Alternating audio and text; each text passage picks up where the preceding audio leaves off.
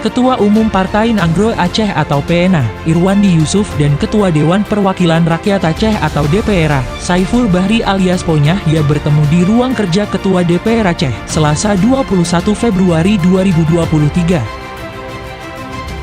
Pantauan habaaceh.id, dalam pertemuan itu Irwandi dan Ponyahya tampak saling merangkul saat awal perjumpaan. Ponyahya langsung menanyakan kabar Irwandi dan melempar kata lelucon hingga membuat suasana pertemuan pecah dengan tawa.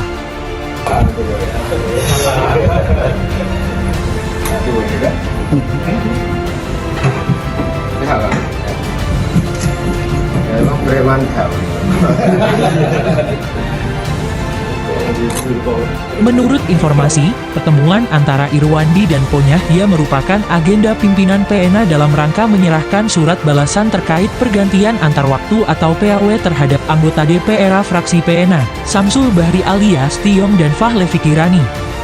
Hingga berita ini diturunkan, pertemuan Ponyahya dengan Irwandi dan sejumlah kader PNA masih berlangsung secara tertutup. habaaceh.id melaporkan, dari Nanggro untuk Nusantara.